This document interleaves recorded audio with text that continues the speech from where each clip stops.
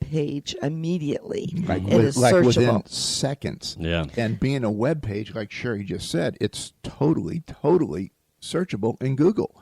And you'll see a lot of individual tweets that sit out there in Google when you're looking at certain subjects. You know, we recently had a few politicians that ran into that situation. Right. Don't want to go terribly negative, but it's there forever, and they can't delete it. Well, on that note, too, I noticed, and I even said it to some folks, unless they were completely secure in their beliefs, because, funny things about beliefs, they're yours, right? Not everyone necessarily agrees, and 99% of the stuff that's out there is opinion.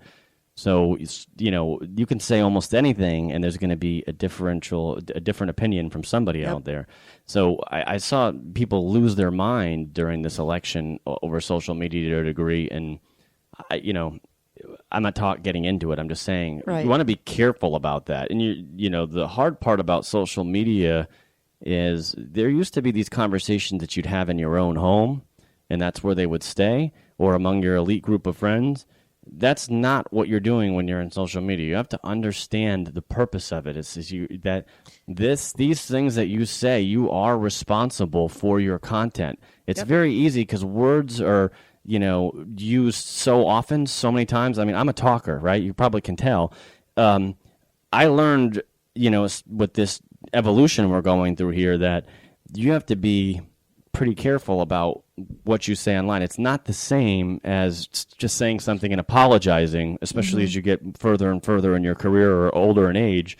You're more responsible. You're always responsible for what comes out of your mouth. But like you guys are saying, this is something that will stay there. And someone could say, you think these things. I mean, it happened in our election, right? Well, you say this, but this is what you type. So, are you lying? Because you're saying this, but you typed this. Which one of them is true? I actually associate social media today as our new water cooler. We're in the office. When I first started working, we all gathered around the water cooler, before the start of the day or during break time or after lunch, and we had a little conversation. And we always knew in that office environment, we were very careful because there were so many diverse people in their opinions. You didn't want to get started in any drama because you had to work with these people. So you wanted to be true to yourself, and I find the best way to be true to yourself is to make sure that you are clear and concise with your message. But that doesn't mean you have to go out and give every opinion about everything, which is going to cause an uprising. So I'm very careful about what I say as well. People that know me, they know where I stand on what I stand on. I am very open about my Christian belief because this is how I base my company. My whole company is based on how I serve people, and it's done, through my Lord Jesus Christ. And I state that very openly, and not to be offensive to anyone. I'm very fair to everyone. I believe we all have our own God that we look to, but I am very careful on not preaching that to people. Yeah, that makes sense. Yeah, I think telling what your opinion is, which is a lot of what we're sharing here. Hey, this is my opinion. This is your thought, right? Not everyone's going to agree with it, but at the same time, hopefully, it provides some value to those that may agree or hey, I haven't thought of that. At the same time, there's 2 billion people that agree with you, so there's different folks that believe different things in different categories. Who knows? Most definitely. Well, another thought I had, and I'm often asked this because I do work with a lot of individuals on LinkedIn. And, I've heard some amazing stories how LinkedIn has really led them to their next job. We have some stories where it has led us to some great speaking engagements. But if someone is currently employed and they want to change careers, how do they do that effectively on social media? What would your recommendation be that they do? Call me. There you go. We'll give out your information. How can they get in touch with you? Well, since we're on that, I'll say that. So, you can check out our services at vaco.com. That's V as in victory, A as in apple, C as in Charlie, O. That's our kind of global website. My office is in Orlando, so our website is vacoorlando.com. My email is just my first initial last name, tlesnick@vaco.com, or you can call our office in Maitland. It's 321-445-2100, and we'll be glad to help you.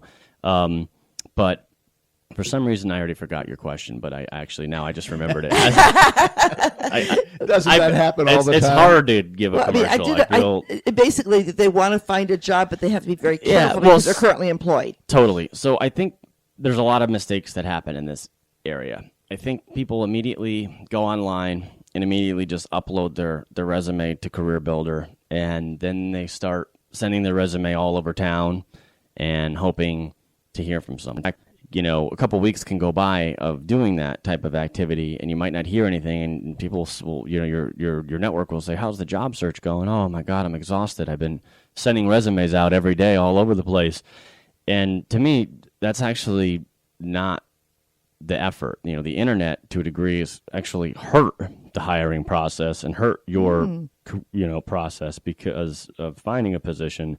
So, this is a segue to your question. I think the first thing you need to do is talk to your sphere of influence, your people that are closest to you, and get a gut check. A job change, whether you're fired or you're leaving or you're downsized, is an opportunity for you to reflect on your path, right? And so usually those closest to you can help you. And a lot of people aren't completely happy in their job. Even though employment is now low again, there's still a tremendous amount of people that are underemployed, and they're not doing what they really want to do and what they love.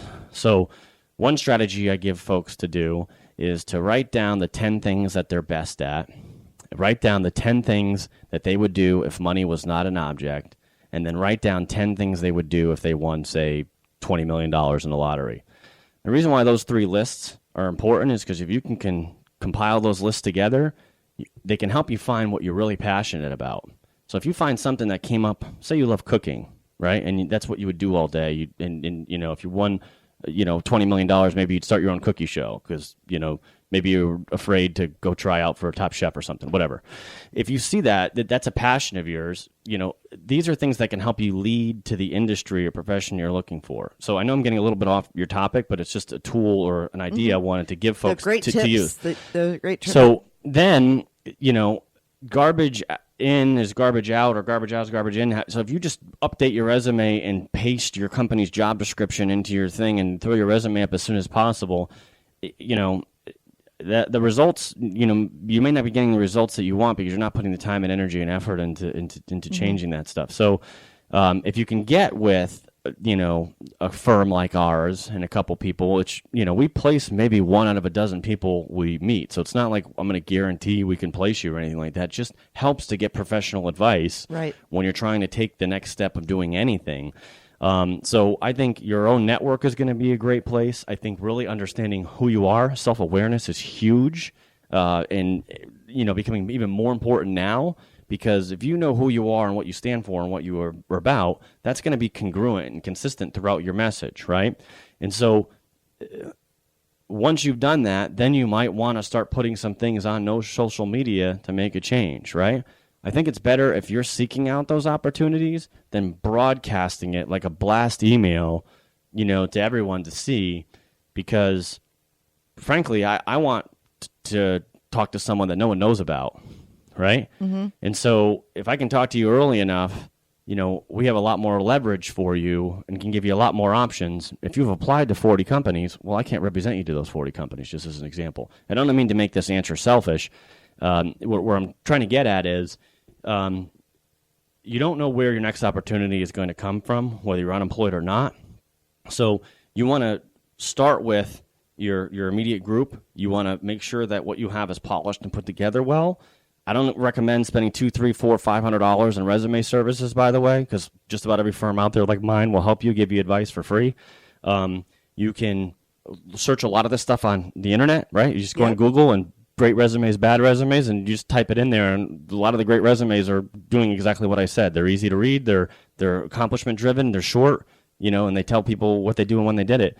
What they did while they were there. Sorry, I'm talking really fast. I think it's because there's a stopwatch, and I know our timeline is. Well, the resume is just like going back to the dating app. It's a teaser, right? Like you say, you want the phone to ring, or you want to get an email to take you to the next step. So you have to look at it like that. And I thought that was a very brilliant analogy to to our audience to listen to. And I liked where you're going with this, is because what you're saying is, yes, social media, if someone is looking for someone like you to fill a position, what they see out there is going to be the first impression of you. But if you're actively seeking a position, it's not just having that image. You do yourself have to take action. And we can't forget the face-to-face networking either. And so many people are so dependent on just sending those resumes or looking through the internet, they forget again that they're going to meet people that they face-to-face that will get to know them, and they could become great referral sources. Absolutely. And I think your network is the number one way. Really, our clients are paying for Vaco's network. It's an indirect way of looking at what we're doing, and then our expertise. And then, so if you're in our network, you're a part of that. There's a question that popped up. I don't know if that's from one of the listeners, but it says, does your company use word search in the resume? So, so we have a couple different processes. You know, like I said, we've built a database over many years, and how the database is created by interviewing hundreds of candidates in each of our office, probably 50 to 100 a week per office, right, depending on the volume of that week. And we build a profile for these people. So I might not have something for you individually that given day, but your search starts proactively from the day that I met you into the future. Now, if I never talk to you again, which I'm going to get to in a minute, your follow-up and using the communication is critical to that, meaning some people will send their resume into an opportunity or to a firm like mine, and then they might complain 2 weeks later, hey, I never heard from them. I think people are afraid of the phone, right? So just because I'm on it, I'm going to say it for a minute. You know, it's really important that you know how to use the proper communication. Make sure the resume was received is a fine thing to do. Following up that it was, you would be surprised the number of people that don't do that, right? So I know I'm off the question. No, but you stand out when you do that too. Yeah, it's just, hey, I'm just going to make sure that my resume got through. If you went in through your network, you're going to already know, right? And, you know, to touch on that, what I mean by going through your network as opposed to just sending your resume out, if your next door neighbor works at Universal Studios, and you'd always want to work at Universal Studios, and let's say he's in IT, but you want a job in marketing. Well, if the IT director is your neighbor and you have a good relationship and you're able to have your nice polished resume and give it to him, say, if anything comes up at Universal, can you help me? The IT manager says, oh, we have something in marketing for you, Jim, and walks your resume into the marketing department. Jim's the IT director. You're going to get called. And so you have to be ready to talk and communicate about your background, your resume right then and there. So, but to answer the question on that, those are tips along the way. But yes, we use word search because if I've interviewed that many people and tomorrow my client needs someone with Angular JavaScript, for example, it's something from Google, it's a programming tool, and it's been popular in the last 2 years. And, you know, it should be on their resume or potentially in their notes. And I can't think off the top of my head who I talked to very recently because our minds can only remember so much. We plug that in. We find, oh, we've interviewed 300 people in the last 6 months that have this tool. And we'll send them either a quick email or call them literally one by one or look through that list and maybe try to narrow it down. So, yeah, we use keyword searches on resumes to narrow down the pool, because it's physically impossible if you're trying to fill a job as fast as possible in a couple of days to call, well, not impossible, but you're not going to call thousands of people. Yep. The reality is you want to narrow down your list and call, a half a dozen or a dozen or more or so, or less. Well, that's Great why information. Your resume needs to be rememberable.